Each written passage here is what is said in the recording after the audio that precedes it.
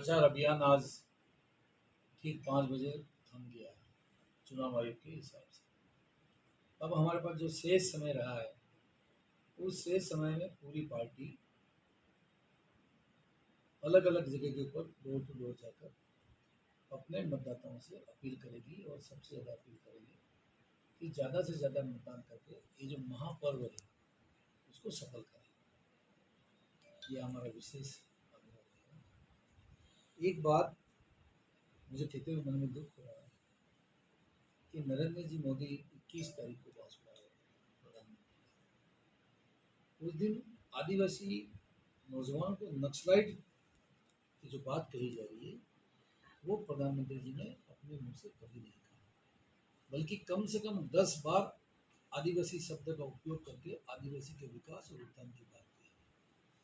उन्होंने ये भी कहा कि देश की आज़ादी के इतने साल हो गए, कांग्रेस पार्टी लंबे समय तक शासन में रही, लेकिन कभी भी आदिवासी को बड़े पद के ऊपर नहीं ले गई, बल्कि यहाँ तक कि यहाँ पर मंत्री तक किसी को नहीं बनाया।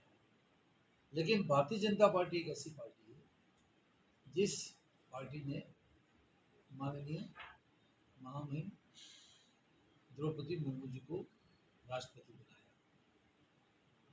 तो जो आरोप लगा रहे हैं उन आरोपों में कोई तथ्य नहीं, तथ्यहीन आरोप लगा रहे हैं।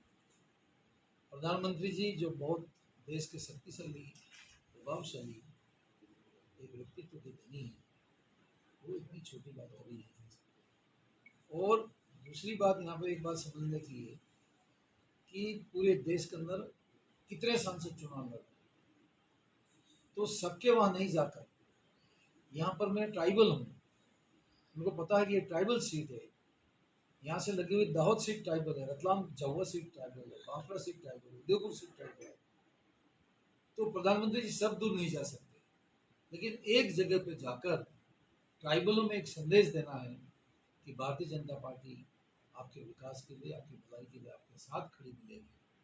आप इन तमाम प्रत्याशियों को जिताइए और महेंद्र मालवीय को भी जिताइए। ये संदेश कोई छोटा संदेश नहीं, ये बात मैं कहना चाहता हूँ। विपक्ष के हमारे कुछ लोग संविधान को लेकर बार बार बात को उठाते हैं। आज भी डूंगरपुर में बाप पार्टी की बैठक में, प्रबंधक की बैठक में मुद्दे को उठाया हमारे प्रदेश के अध्यक्ष नेता से।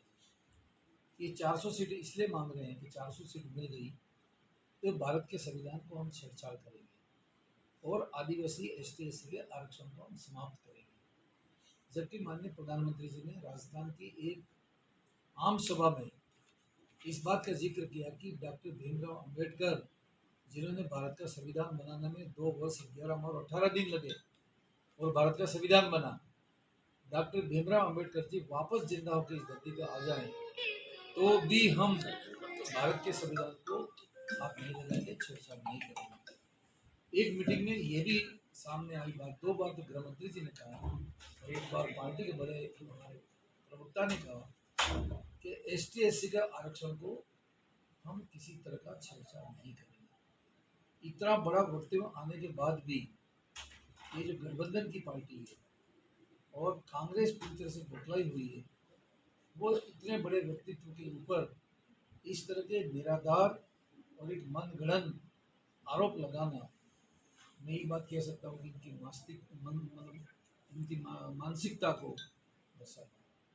ये मैं विशेष